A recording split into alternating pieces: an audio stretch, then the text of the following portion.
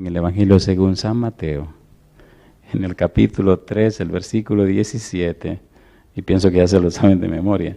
San Mateo capítulo 3, versículo 17, una frase que sale de la boca de Dios, pero es trascendente, va más allá del simple hecho de un concepto. Dice el verso 17, y hubo una voz de los cielos que decía, este es mi Hijo amado, en quien tengo complacencia. ¿Oramos? Querido Dios, gracias por estar con nosotros. Gracias por el día que nos dio y gracias por la oportunidad de reunirnos nuevamente. Gracias por los ángeles que nos acompañan. Gracias por su Espíritu presente.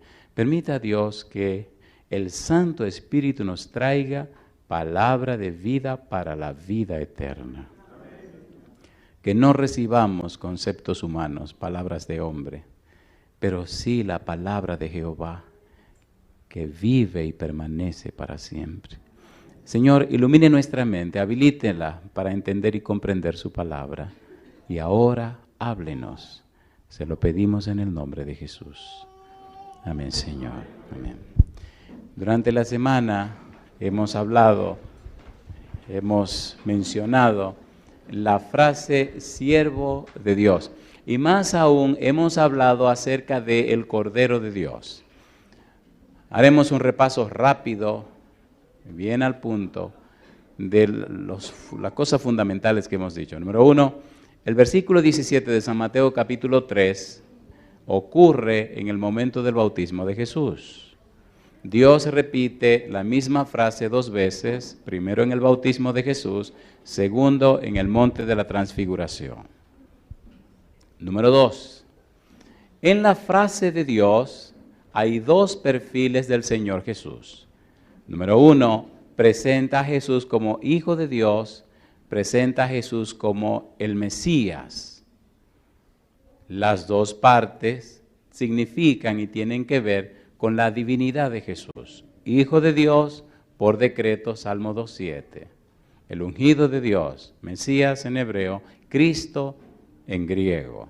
Jesús es el Cristo, Jesús es el Mesías, Jesús es Emmanuel, que significa Dios con nosotros.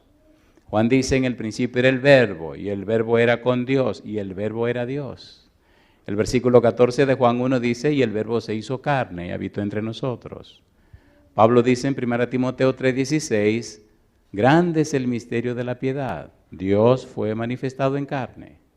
El autor de Hebreos en el capítulo 2, versículo 14 dice que Cristo vino y participó de carne y de hueso para deshacer las obras del diablo. En otras palabras, Jesús es Dios que se hace hombre. Sin embargo, la frase en que mi alma toma contentamiento, decíamos, viene del capítulo 42, versículo 1 de Isaías, donde Dios habla del siervo sufriente, en quien su alma tiene contentamiento. Siervo sufriente en Isaías 53, versículo 11, es nada más y nada menos que el Mesías que viene a dar su vida por el pecado. Es el Cordero de Dios, versículo 6, versículo 7, aquel en quien Dios deposita el pecado de la humanidad. Al que no conoció pecado, por nosotros lo hizo pecado. Mas Jehová cargó en él el pecado de todos nosotros. Cuando llegamos al Nuevo Testamento, Jesús acepta claramente quién es él. San Juan 1:29, Juan el Bautista dice de Cristo, este es el Cordero de Dios que quita el pecado del mundo. Cordero de Dios, el Cordero que Dios preparó, el Cordero que Dios habilitó, el Cordero que Dios escogió. Cuando leemos 1 de Pedro 1:19 y 20, el apóstol Pedro nos dice que el Cordero Dios lo escogió desde antes de la fundación del mundo. De manera que el plan de salvación no es una casualidad, ni algo apresurado. Antes de crear la humanidad había un plan de rescate. Maravilloso amor, maravilloso amor.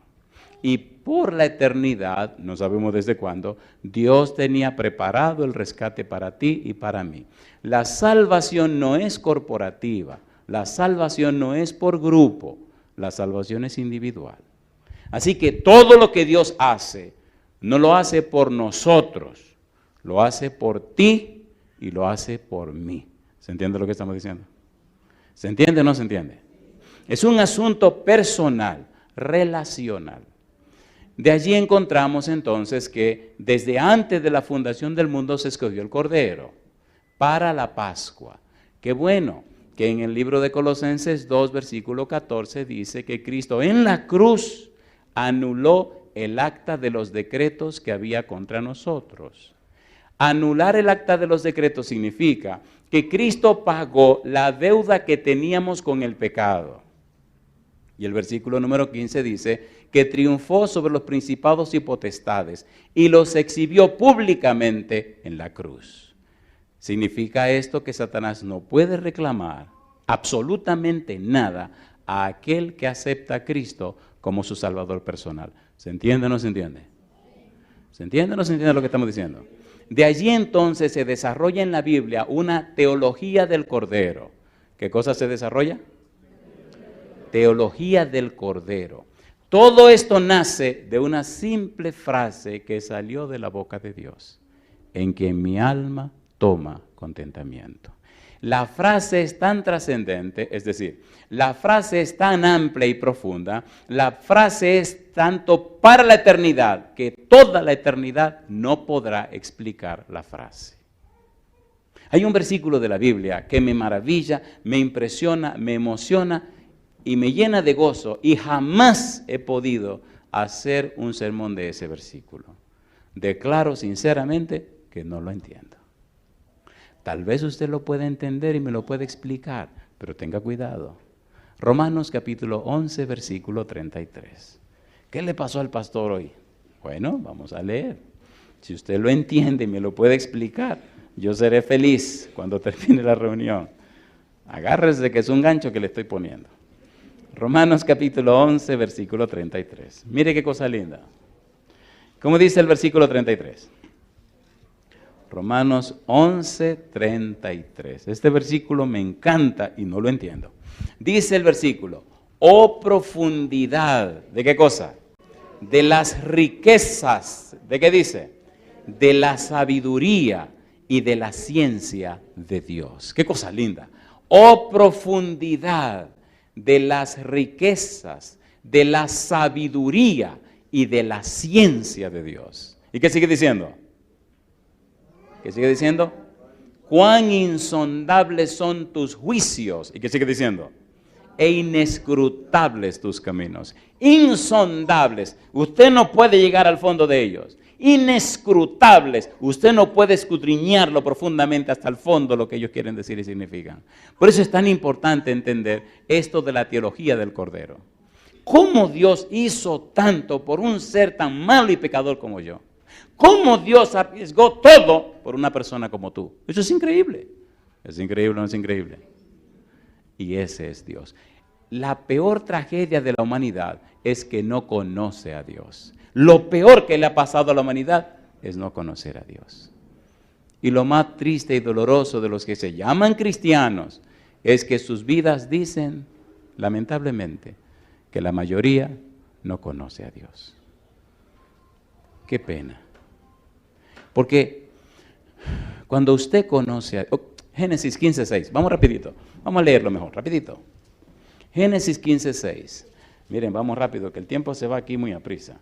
Génesis 15:6. Yo pensé que más al norte era diferente que más al sur, pero al sur y al norte es la misma cuestión.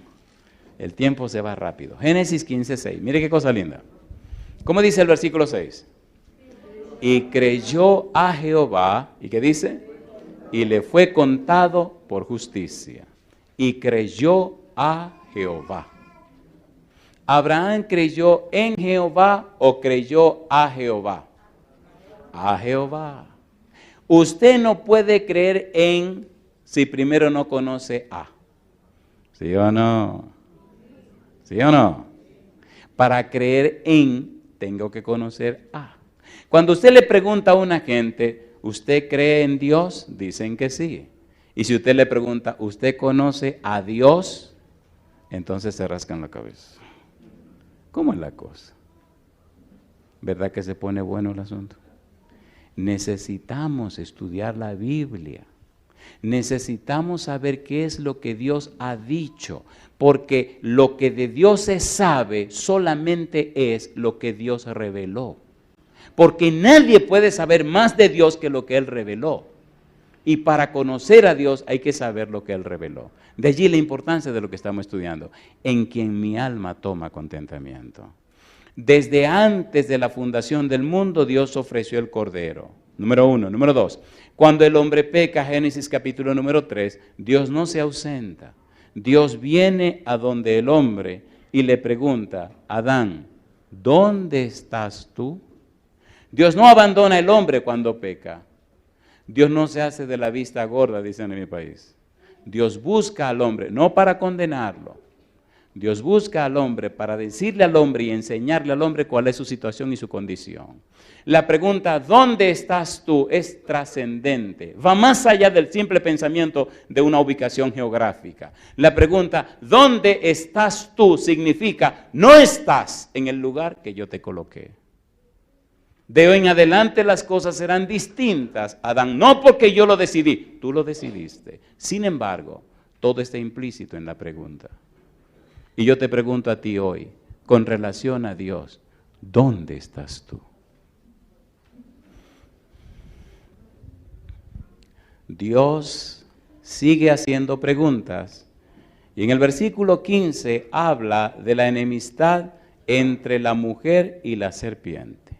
Y la enemistad entre la simiente de la mujer y la simiente de la serpiente. Y Dios dice que la serpiente heriría a la simiente de la mujer en el calcañar, pero que la simiente de la mujer aplastaría la cabeza de la serpiente. La simiente de la mujer es Jesús, la simiente de la serpiente es el pecado. Y Cristo aplastó el pecado en la cruz del Calvario. Pagó con su vida el precio del pecado. Yo me detengo aquí, ¿se entiende lo que estamos diciendo? Cuando llegue a su casa, lea el capítulo 12 de Apocalipsis y lea todo el capítulo. Y ahí encontrará la explicación del versículo 15 de Génesis 3. En el versículo 21 de Génesis capítulo 3 aparece Yahvé Elohim vistiendo con pieles a Adán y Eva. Esa piel es un símbolo de la justicia de Dios.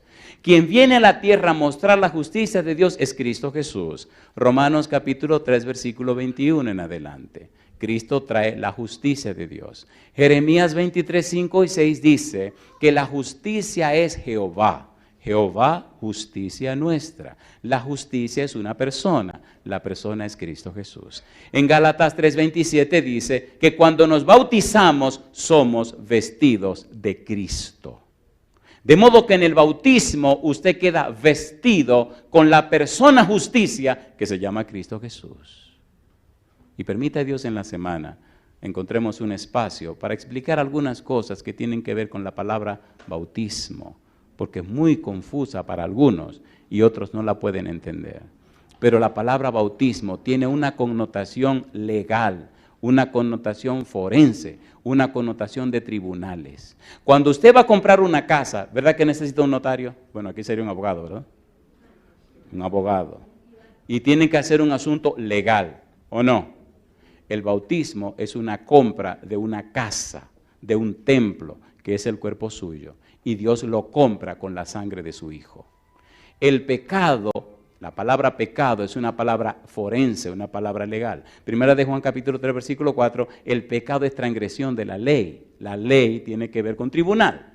Así que en el bautismo usted le vende su cuerpo a Dios y Dios lo compra con la sangre de Cristo Jesús.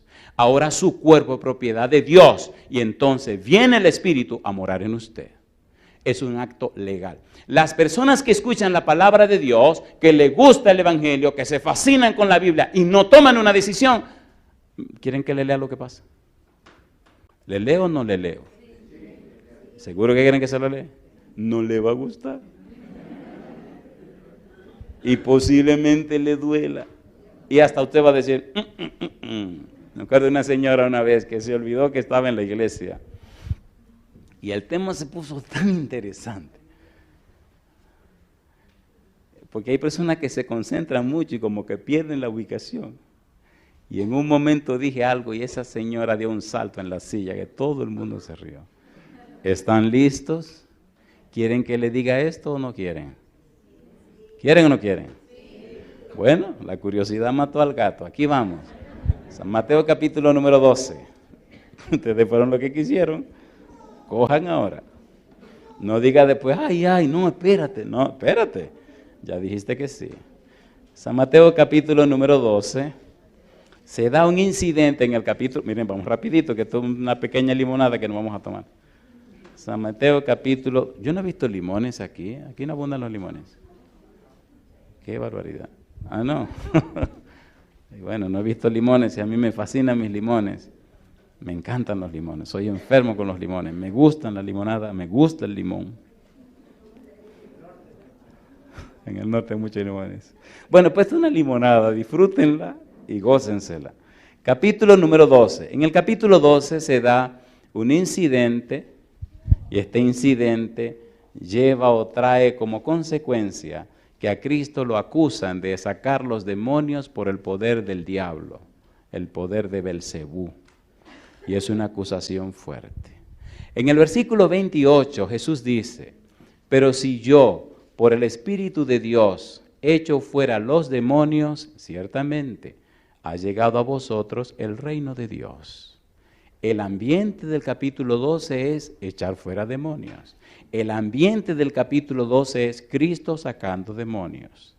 Ahora dice Jesús, y aquí viene para que no sea curioso, versículo número 43. Cuando el espíritu inmundo sale del hombre, anda por lugares secos buscando reposo y no lo halla. Ay, mamacita. ¿De dónde salió el espíritu inmundo? Del hombre. ¿Dónde estaba viviendo? En el hombre. Recuerde que usted se puso de curioso, ahora agárrese. ¿Por qué voy a decir todo eso? ¿Por qué el espíritu inmundo puede vivir en el hombre? Ponga un dedito ahí y vamos a 1 Corintios capítulo 3. Vamos rapidito. ¿Cómo que puede alguien vivir dentro del hombre? 1 Corintios capítulo número 3. Mire lo que dice el apóstol Pablo acerca del cuerpo humano, acerca del ser humano. ¿Qué cosa es el ser humano? ¿Quién es el ser humano? La Biblia dice que el ser humano es una casa. ¿Pero qué tipo de casa? Versículo número 16. 1 Corintios 3:16 dice, ¿no sabéis que sois qué cosa?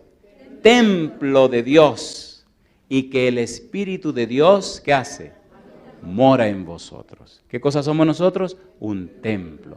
Cuando usted se bautiza, le está vendiendo su templo, su cuerpo, a Dios, para que el Espíritu tenga derecho legal de morar en su cuerpo. Ay, mamá. ¿Y si el Espíritu no está ahí? Bueno, mejor sigamos. Mejor sigamos leyendo la Biblia. ¿Qué cosa es el cuerpo? Capítulo 6, versículo 19. ¿O ignoráis que vuestro cuerpo es templo del Espíritu Santo, el cual está en vosotros, el cual tenéis de Dios? ¿Y qué dice ahora? Y que no sois vuestros. ¿De quién es este templo? De Dios. ¿Para morada de quién? Del Espíritu Santo. Cuando el Espíritu Santo no está dentro, ¿quién se mete? Dice Cristo, San Mateo 12:43, que el espíritu inmundo se mete allí. Y ahora viene la explicación de Jesús. San Mateo capítulo 12, versículo 43, cuando el espíritu inmundo sale del hombre, anda por lugares secos buscando reposo y no lo halla. Entonces dice, volveré, ¿cómo dice él? A mi casa. ¿Cómo le llama al hombre? Mi casa.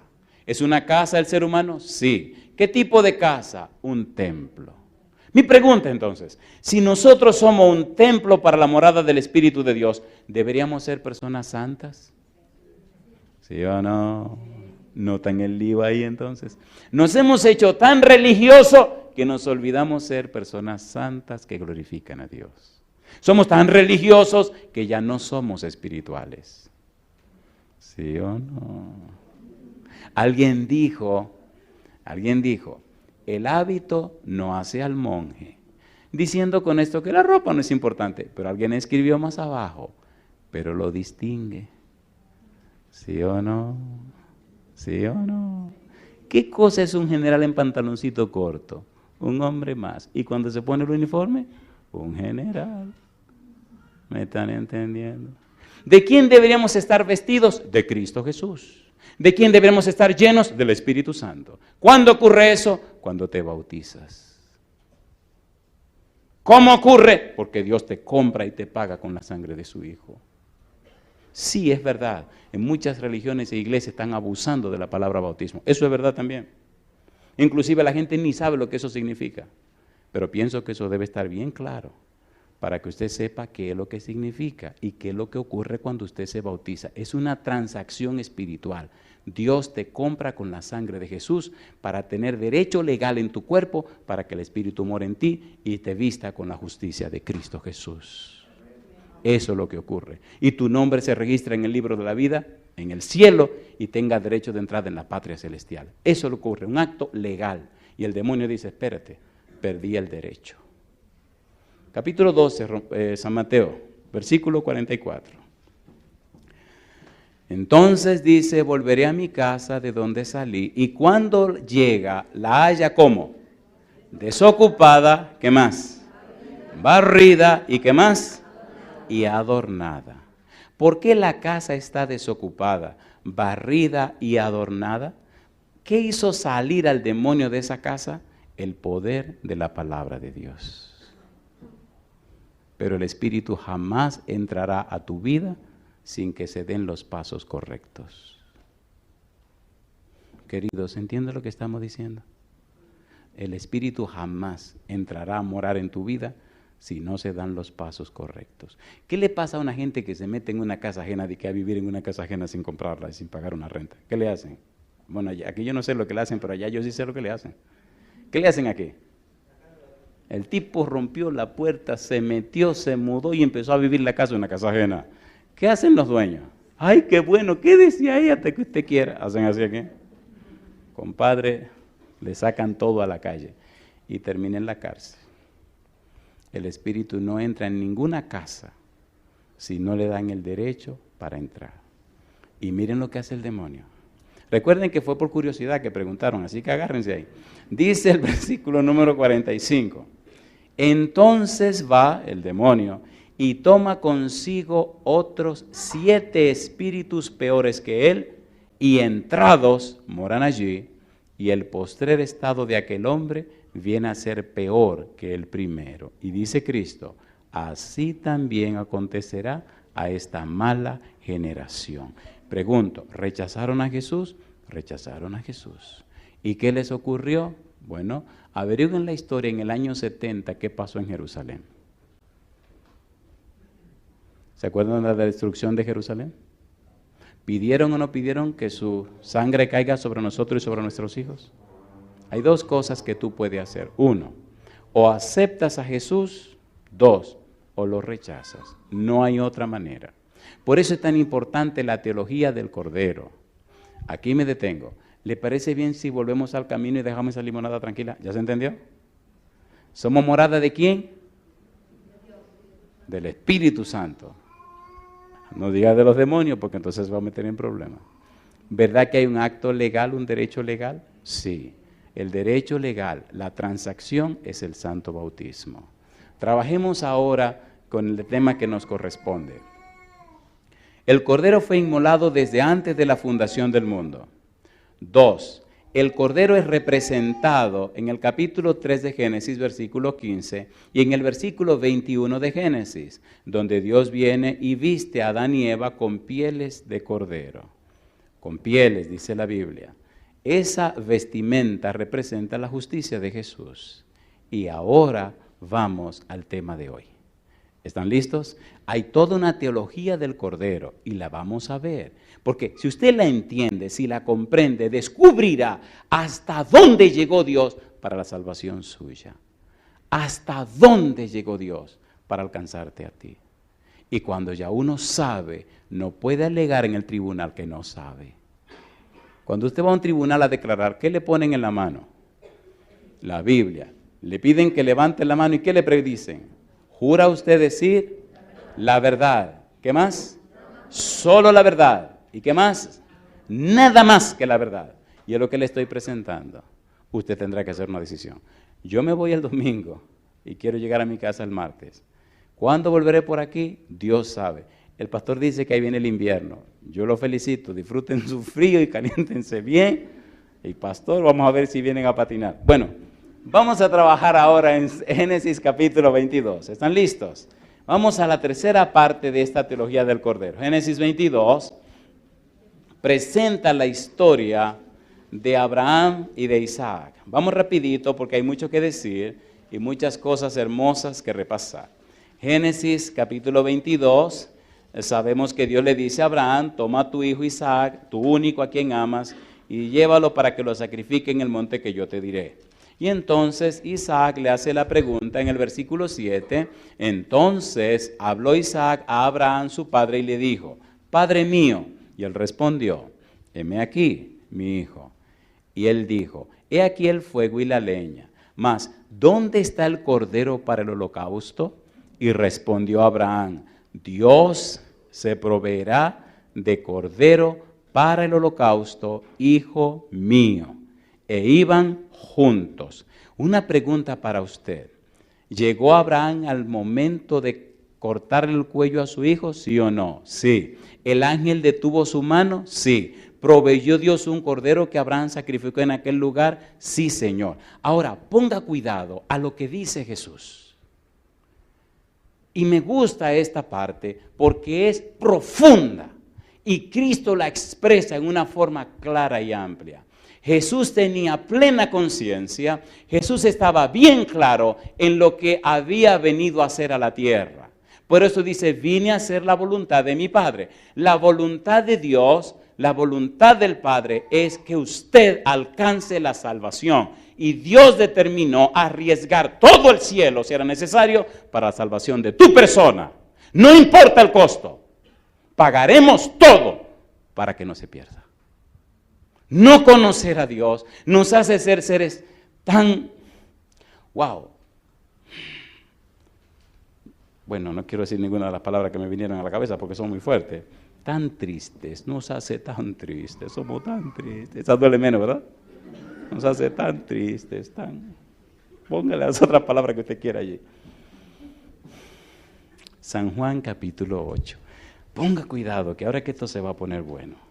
San Juan capítulo 8. A mí me gusta la Biblia. Me gusta mi esposa, la amo mucho, pero me gusta la Biblia. Sí, Dios me ha dado una esposa bien bonita, bien interesante. San Juan capítulo 8, versículo número 56. Ponga cuidado. Me gusta como lo dice Jesús. Versículos 56 al 58. Recuerde que venimos de Génesis 22, dejamos a Abraham e Isaac arriba en el monte, ya se resolvió el problema, le pusieron el cordero y lo sacrificó. Ahora dice Jesús, versículo 56, Abraham vuestro padre se gozó de que había de ver mi día, y lo vio y se gozó. Entonces le dijeron los judíos, aún no tienes 50 años y has visto a Abraham. Jesús les dijo, de cierto os digo, ¿qué cosa? Antes que Abraham fuese, yo soy. Alabado sea el nombre de Dios. Mi pregunta, ¿está diciendo Cristo ahí que es preexistente? Sí. ¿Está diciendo que existe desde antes de Abraham? Sí. ¿Vio Cristo cuando Abraham iba a sacrificar a Isaac? Sí. ¿Proveyó Cristo el cordero para que lo sacrificara Abraham? Sí. Cristo vio el día cuando Abraham sacrificó el cordero. Y de esa manera se presenta un símbolo de aquella hora horrible y espantosa en el futuro, cuando el Padre vería el sacrificio de su Hijo y no podría hacer nada. Abraham vio mi día y se gozó.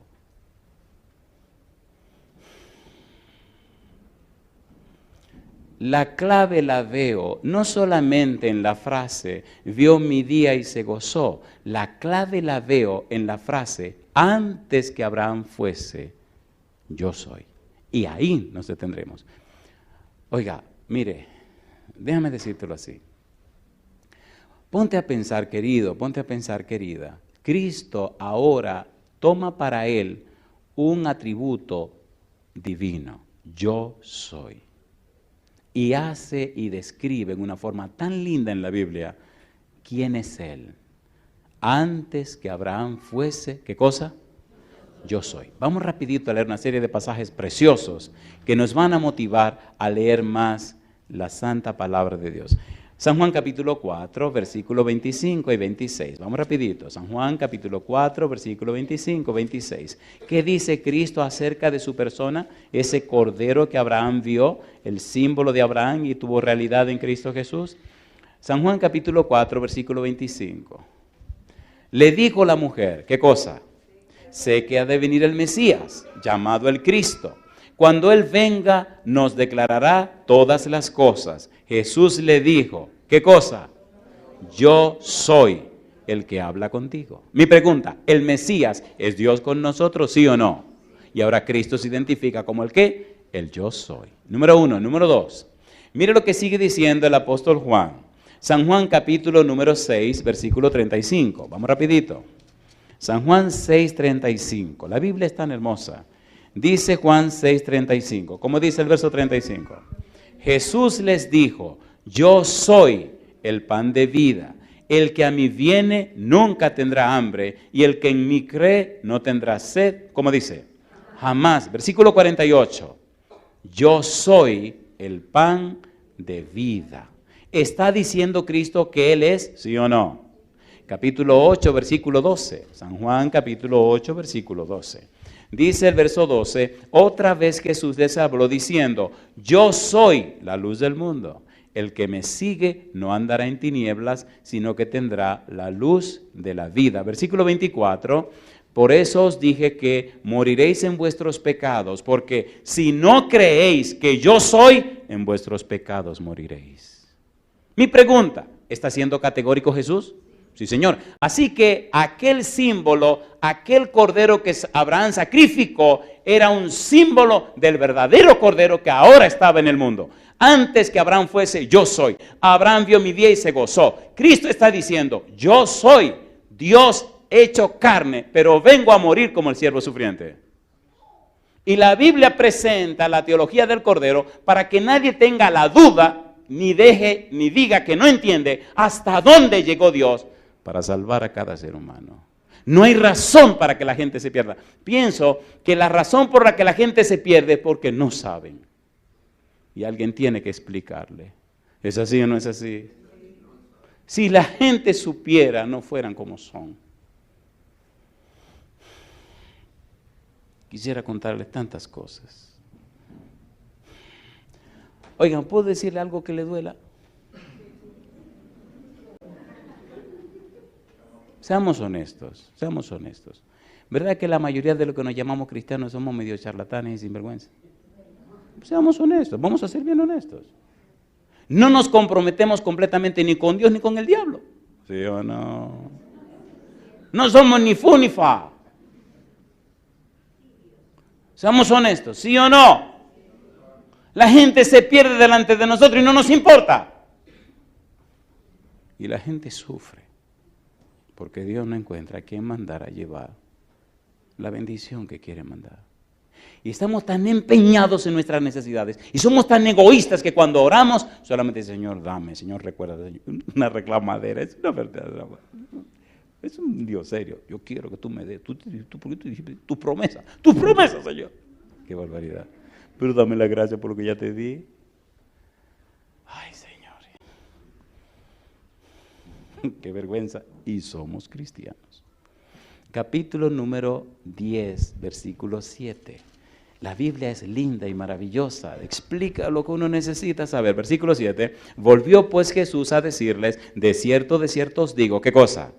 Yo soy la puerta de las ovejas. Versículo 9. Yo soy la puerta. El que por mí entrare será salvo. Y entrará y saldrá y hallará, ¿qué cosa?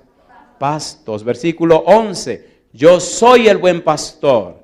El buen pastor su vida da por las ovejas. Versículo número 14. Yo soy el buen pastor y conozco mis ovejas y las mías me conocen. Versículo 16. también tengo otras ovejas que no son de este redil. Aquellas también debo traer y oirán mi voz y habrá un rebaño. ¿Y qué cosa? Y un pastor. ¿Tiene Jesús ovejas en otros rebaños? ¿Sí o no? Sí. Me llena de gozo, me llena de alegría cuando me reencuentro con ovejas del Señor que son de cualquier rebaño. Y me llena de gozo cuando nos sentamos y empezamos a leer la Biblia. Y al rato usted ve las lágrimas que corren. Y nada más oye el suspiro.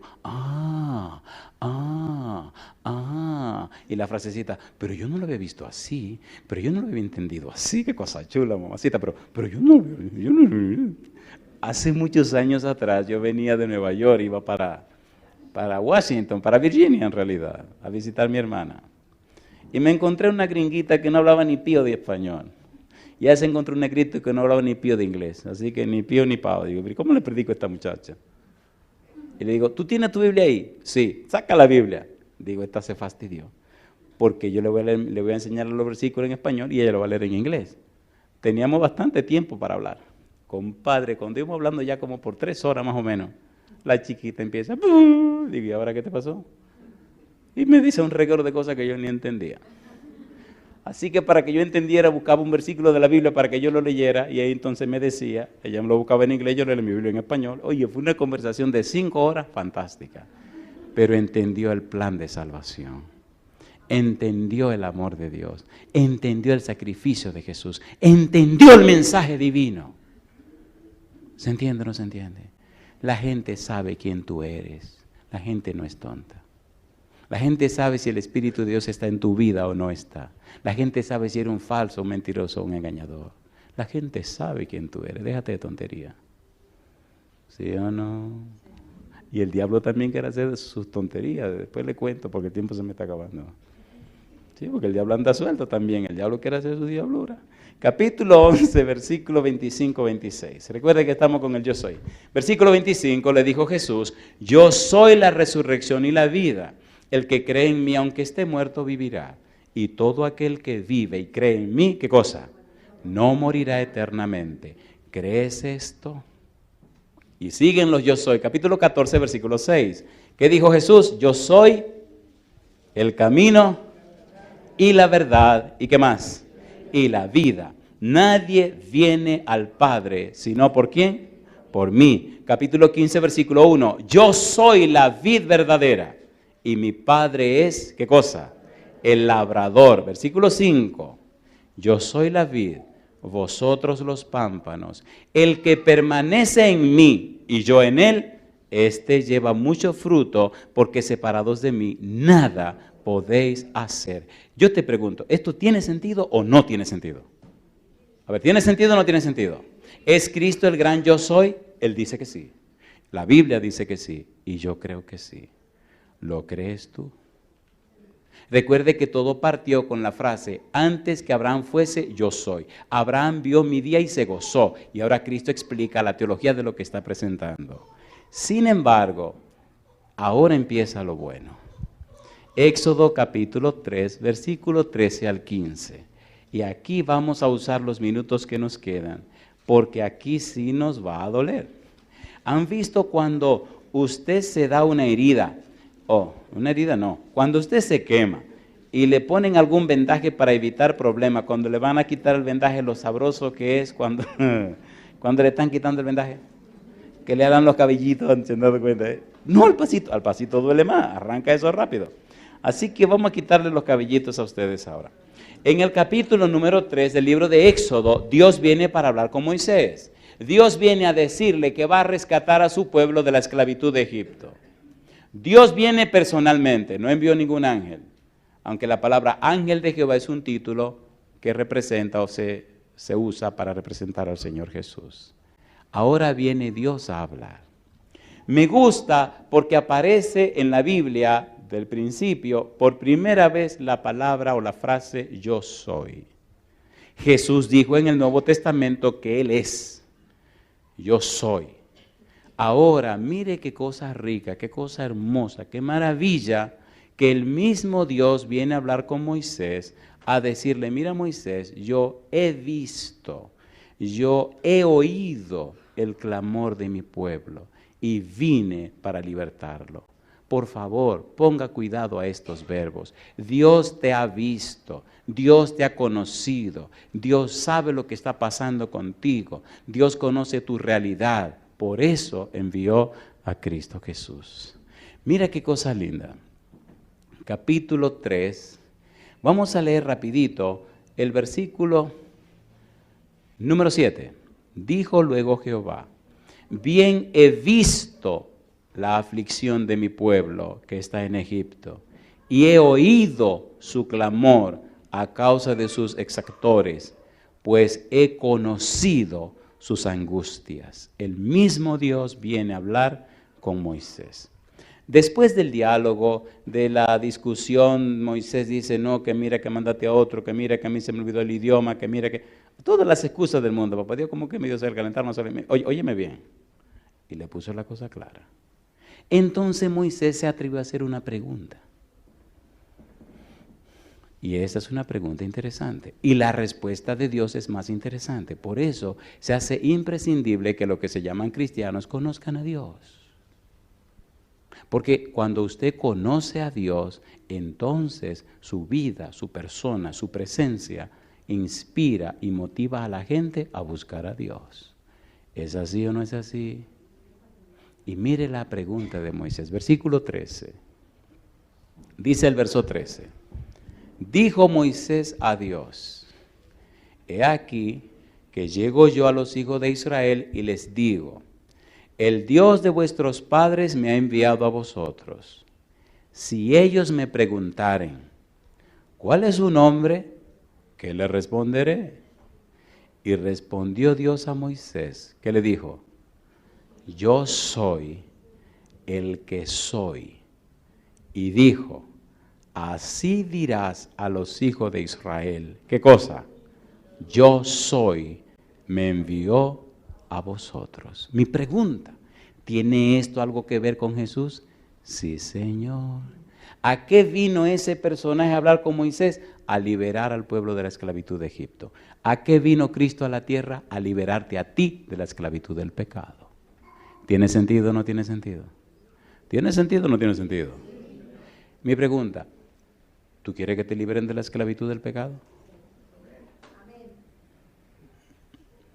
Pastor, este es nuestro hijo. Ya no sabemos qué hacer con él. Hemos gastado una fortuna en este muchacho y no sirve para nada. Eso es duro decirlo a un hijo delante de un pastor. Y el chiquito con la cabeza para abajo. No era tan chiquito, era un jovencito. Así que hemos orado a Dios y le pedimos que por favor viniera para que usted orara por él. Como no, vamos a orar. Yo le quiero hacer una pregunta a usted. ¿Es Dios todopoderoso? ¿Sí o no? Sí. ¿Puede Dios cambiar la vida de una persona? Sí. Este chiquito no quería estudiar ni nada. Tenía padre con dinero y el tipo se la estaba gozando. Y parece que el tipo aquel que salió del hombre aquel, ¿saben a qué me refiero? Le llaman diablo, le llaman el demonio. Tenía atrapado al muchachito este. Nos arrodillamos, le pedí por favor que me dejaran hablar con el niño un ratito. Los padres salieron y le dije al muchacho, dime algo. ¿Verdad que tú sientes como que algo te impulsa a hacer las cosas que tú no quieres hacer? Y abrió los ojos. ¿Y verdad que de repente te encuentras en medio de todas las tonterías que no se te han ocurrido hacer y ya está haciendo toda la diablura? Y empieza a llorar. Y digo, ven mi negro. Y nos arrodillamos. Y digo, bueno Señor, aquí está este muchacho, que el diablo le está haciendo hacer diabluras. ¿Quién sabe en la diablura que se metió? Pero los padres me pidieron que orara por él. Yo no soy nadie, pero usted es el Dios Todopoderoso. Para usted nada es imposible. Usted rompe cadenas y libera a las personas. Y recuerde, Señor, me gusta decirle así a Dios, que usted dijo en Isaías 49:25, ¿quieren que lo leamos? Siguen siendo curiosos, qué barbaridad. Pensé que iban a decir no. Bueno, pero esta aquí le va a salir bien. Isaías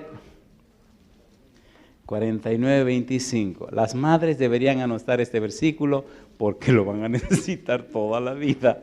Mamá, agárrese de aquí. Había una señora que lo tenía en la cartera, compadre. Isaías 49, 25, dice el versículo 25, ¿cómo dice? Pero así dice Jehová, ¿qué cosa? Ciertamente, el cautivo será, ¿qué cosa? Rescatado del valiente. ¿Quién es el cautivo? Tu hijo. ¿Quién es el valiente? El diablo. Y dice ahora, y el botín será arrebatado al tirano, y tu pleito yo lo defenderé, y yo salvaré a tus hijos. Yo le pregunto a usted, mamá, ¿verdad que debería consagrarse usted a Dios? ¿Sí o no? ¿Y usted, papá, debería consagrarse a Dios? Cuando un papá o una mamá consagrado a Dios se arrodilla a orar por sus hijos, ¿le escucha a Dios? ¿Hace maravilla a Dios? Hay un relato que leí en algún lugar de un muchacho que estaba en la guerra de Vietnam. ¿La guerra de Vietnam? Sí. Habían quedado atrapados en la tarde en un hueco de una colina y las ametralladoras del otro lado estaban acabando con todo el mundo. Y todo el que intentaba ir a rescatar el que estaba metido en el hoyo, que estaba herido, lo arreglaban en el camino. Y las ametralladoras eran las 2 y tanto de la tarde, y uno de los soldados dijo, espérense, y empezó a mirar su reloj. Y todo el mundo asustado, porque todo el que sale a buscar al que está herido, lo arreglan en el camino. Espérense. Y mirando su reloj, y cuando llegó la hora, salió disparado del hoyo, fue correteando, y la ametralladora sonó, llegó al hoyo, agarró al tipo, se lo echó encima, se arrastró y vino otra vez a la trinchera donde estaban. Y todo el mundo se quedó con la boca abierta. Y le preguntaron, ¿y qué fue lo que tú hiciste? ¿Por qué tú mirabas el reloj? Y él le dijo, mi mamá me dijo a mí que todos los días a las 3 de la tarde ella ora por mí. Y yo sé que Dios oye las oraciones de mi mamá. ¿Me entendieron? ¿A qué hora ora tú por tus hijos, querida? Bueno, hay que ser caballeroso, ¿no? Querido, ¿a qué hora ora tú por tus hijos también? Hay que darle duro a los dos. Bueno, déjate de tontería, todos los días tienes que orar por tus hijos, ¿o no? ¿Sí o no? Sí. Dios dice, tu pleito, ¿qué cosa? Así dice Jehová, ciertamente el cautivo será rescatado del valiente y el botín será arrebatado al tirano y tu pleito yo lo defenderé y yo salvaré a quienes dice, salvaré a tus hijos. Yo le hago una pregunta, y lamentablemente el tiempo se nos fue. Yo le hago una pregunta, yo le pregunto a usted, ¿quiere Dios salvar a tus hijos, sí o no? Me arrodillé con el muchacho en esa iglesia en Puerto Rico.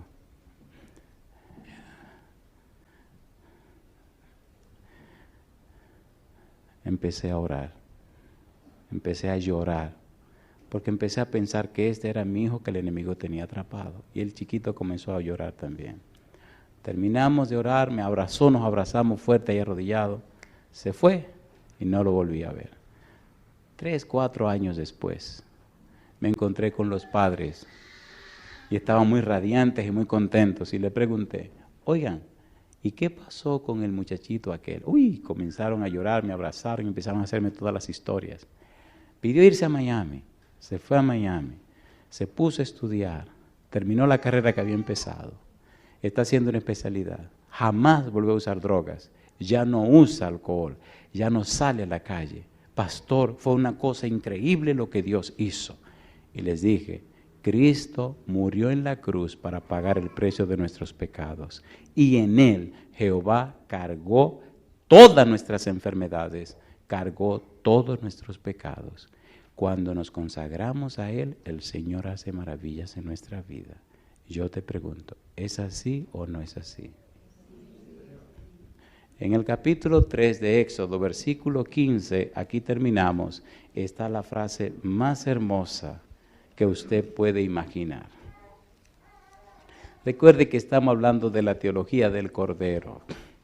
Dice el versículo 15, Éxodo 3:15, además dijo Dios a Moisés, así dirás a los hijos de Israel, Jehová, el Dios de vuestros padres, el Dios de Abraham, Dios de Isaac y Dios de Jacob, me ha enviado a vosotros. Y esta es la frase que más me gusta. Dice, este es mi nombre para siempre.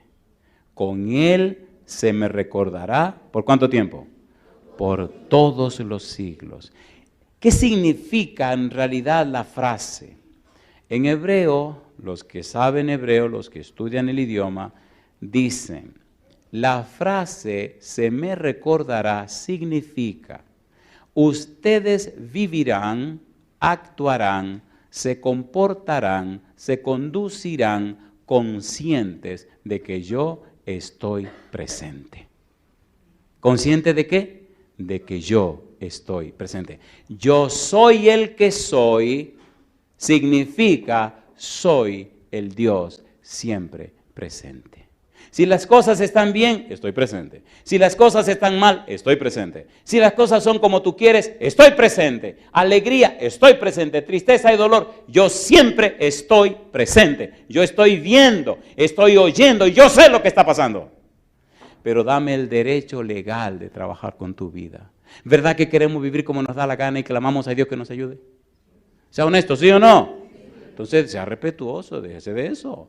Ponga las cosas como manda Dios y que Dios tenga derecho sobre usted. ¿Es así o no es así? ¿Le gustaría darle derecho legal a Dios?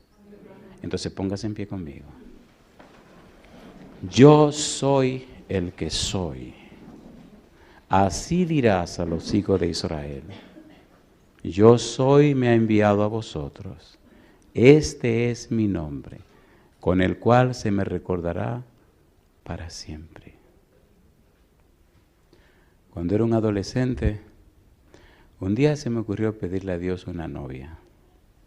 A ustedes le hará reír esto, a mí no me hizo reír, a mí me hizo gozar, me puse contento. Y por última vez me dijo Jehová que sí, que me iba a dar la novia. Y yo, ay mamá, sí, está linda. Siempre tuve miedo de escoger una novia porque decía, los hombres casi siempre miran lo que se ve por fuera y Dios mira lo que se ve por dentro. ¿Se acuerdan cuando mandaron a buscar un rey? Que a Samuel estaba mirando por fuera. Le dijo, tú mira el parecer de afuera, yo no miro eso, yo miro lo que hay adentro. Y Dios había mirado adentro de mi esposa, yo no sé mirar por dentro. Y entonces me trajo esta muchachita, y me dijo, esta es la tuya. Digo, se la voy a probar bien duro, Señor. Sí, porque espérese, iba a ser mi esposa. Pienso que esta historia debemos dejarla así, para seguirla mañana. Sí, porque la gente es muy curiosa, la gente quiere saber el resto de la historia, ¿no? Pues déjeme decirle que nos casamos, tenemos 3 hijos, vivimos felices. ¿Por qué digo esto? Hasta que no te enamores de Dios, tu vida no tendrá sentido. Cuando uno se enamora de verdad, uno da hasta la chaveta por la persona que ama. Hay muchos cristianos que son cristianos nominales, porque son miembros de una iglesia. Pero cuando usted conoce a Jesús, cuando usted ama a Jesús, y déjeme decirle, uno ama a la persona que conoce, ¿es así o no es así? Cuando usted conoce a Jesús, oiga, si Jesús le dice brinca, usted empieza a brincar. Y después que está brincando le dice, Señor, dime mi negro, ¿por qué estoy brincando? ¿Pero qué hacemos la mayoría? ¿Para qué tú quieres que yo brinque? ¿A ti qué te importa? Comienza a brincar. ¿Es así o no es así? Pero siempre estamos poniendo periquitos, dicen en mi país. Y yo le pregunto, ¿se atreve a tomar la decisión de seguir las reglas del Señor sin preguntar? ¿Seguro que la va a seguir? Cuando era un adolescente, Dios me dijo, mi negro, quiero que sea un pastor. Le dije, no, yo lo siento, conmigo no cuente para eso. Bien, ¿qué tú quieres ser? Yo quiero ser un doctor. ¿Y para qué, Andrés? Para sanar a los enfermos y ayudar a la iglesia y ganar mucho dinero y ayudar a la iglesia. Bueno, y le dije todo mi plan y todas mis cosas. Muy bien. Pero ¿sabía que los pacientes envejecen y se mueren? Bueno, claro, pues, ni modo. ¿Y se pierden? ¿Cómo? Sí, mi hijo. Si tú me ayudas a mí, aunque se mueran, no mueren para siempre. Y yo soy Dios, tengo poder para sanarlos. Así que yo puedo sanar a los enfermos también. Pero eso es lo que yo quiero, que se salven. Pues ven, necesito que seas un pastor. Y entonces le dije, ok, Y aquí me tienen. ¿Te gustaría hacer lo que Dios quiere que tú seas? Sin preguntar. ¿Cuánto quieren ser lo que Dios quiere que sean? Levanten la mano derecha. Ay, mamá. Déjame cambiar la pregunta. Esa como que estaba muy fácil. ¿Le gustaría hoy permitirle al Espíritu Santo que tome el timón y la dirección de su vida? Y que lo cambie. ¿Cuánto quieren hacer eso? Esas como fueron muy fáciles. ¿Te gustaría hoy llamar a las personas que ofendiste o las personas que te ofendieron para decirle que te perdonen por las cosas que pasaron y empezar a ser un hijo o una hija de Dios? ¿Te atreves a tomar esa decisión? Querido Padre Celestial, no pensé que esta gente sería tan valiente de tomar decisiones tan fuertes. Le ruego, Señor querido, que su Santo Espíritu descienda sobre ellos. Fortalezca con poder su hombre interior. Que habite Cristo por la fe en sus corazones. Que sean capaces de comprender su amor. Que puedan conocerle a usted, Señor, y sean llenos de toda la plenitud de Dios. Que se mantengan firmes en su palabra y sus principios, y que muy pronto Dios eterno, el Santo Espíritu, pueda hacer morada permanente en ellos. Que legalmente puedan ser llamados hijos e hijas suyos, Señor, y tener sus nombres en el libro de la vida. Dele luz del cielo, Padre, para entender lo importante que es vestirse de Cristo Jesús. Gracias, Señor, por cada uno de ellos y ellas. Y gracias por aquellos y aquellas que nos siguen en cualquier lugar del mundo, que también han levantado sus manos. En sus manos nos entregamos, Padre amado. Damos gracias a las bendiciones que recibimos. Lo hacemos en el nombre de Jesús. Amén, Señor.